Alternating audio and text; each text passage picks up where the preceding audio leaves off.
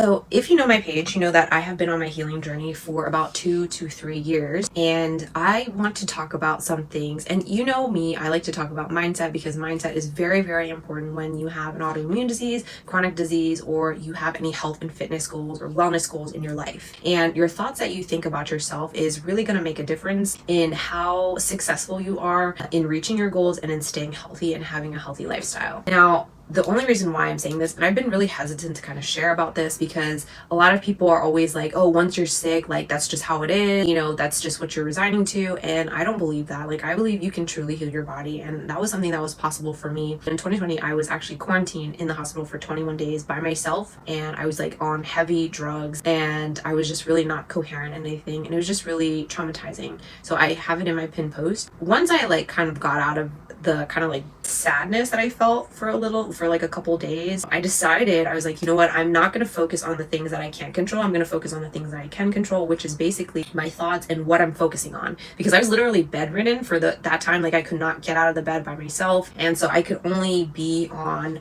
my bed. So I was like, okay, well, if I can't do anything, then I'm going to find ways to help myself heal my body alongside, my doctor doing his thing and like giving me the medications he needs me to take and all of that stuff. Because not only was my heart failing, my lungs failing, and my kidneys failing, they were all filled with water, and I was on dialysis, and there's just a whole bunch of things. Like, during that time, yeah, I get it if you can't be positive, and I'm not telling you to be positive, because I definitely had moments where I was just completely I completely lost it, and it was like really sad. But affirmations is definitely something that I did on a daily basis when I was in the hospital. And this is not some woo-woo thing. It's literally science, because your subconscious mind is so powerful. So whatever you're thinking and focusing on, your subconscious mind will find solutions for you. And it's like literally your computer, and you get control of that computer, which is your mind. And so previously I had read You Can Heal Your Life by Louise Hay. It's one of my favorite books. I recommend it to everybody who wants to start their health and fitness journey, or if you have any health conditions and things like that, because it can really help you refocus on what you need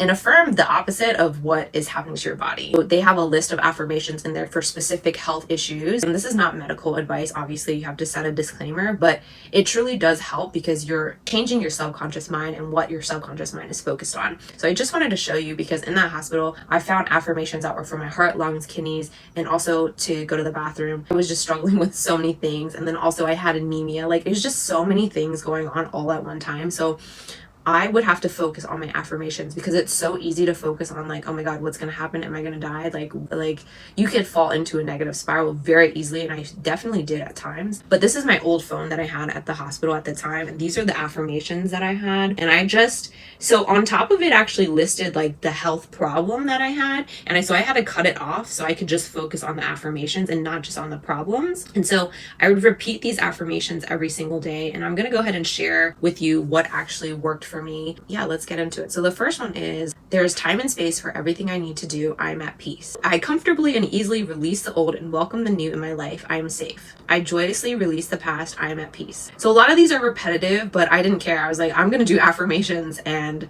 affirm what I want, because I know that that's going to make a difference, because all the years of personal development and all that stuff that I learned allowed me to have a lot of mental resiliency during this time period where I could have completely just given up, which I did for a couple days, like I said, but I digress. Letting go is easy. It is my birthright to live fully and freely. I'm worth loving. I now choose to live life fully. And the last one is, oh no, there's like two more. Wait. Okay, yeah, there's two more. I speak up for myself freely and easily. I claim my own power. I love and approve of myself. I am free and safe. Okay, and this is the last one. Divine right action is always taking place in my life. Only good comes from each experience. It is safe to grow up. So these were the affirmations that were in alignment to the health issues that I was dealing with at the time. And so I would repeat them all the time. I would write them down if I could. I would just repeat them like throughout the day or whenever I remembered. Actually, like I'm pretty sure I had a routine. I don't know. It's kind of foggy because it's just like so chaotic. There's a lot of things, a lot of trauma with that situation. But affirmations truly can help. So if you really want to heal your body, you have to first believe that it's possible for you. I know there's a lot of external factors, like your doctor's telling you like, oh, this is just how it's going to be, and all of these external factors, but you need to have, I guess, the mental resiliency to focus on, what you want to shift from. Because I was not about to give up, because I definitely could have, but I didn't. And so affirmations definitely help. And I wanted to share that because it's not just about doing all these things like eating well and exercising and all of that stuff. Like, I couldn't do any of those things when I was in the hospital. And, I had like no choices. Like I had to do dialysis, like I had to do emergency dialysis, I had to do all those things, and I'm grateful that I got to do those things because it saved my life too. In like alignment with like medicine and doing all those things, you also need to work on your mindset during that time period too. And I know it sounds like really intense because when you're going through something, you're like, I can't do this, I can't do that. Yeah, I definitely couldn't either, because like I was like retaining so much water, I couldn't even like touch my toes, like I couldn't even get out of bed to walk. Like it was just crazy. If I can get through that situation and still work on my thinking during that time period, then I think anybody can. Just depends on if you actually believe it or not. And so I hope that, if this kind of inspires you, that, follow me and let's go through our healthy lifestyle together, because it's difficult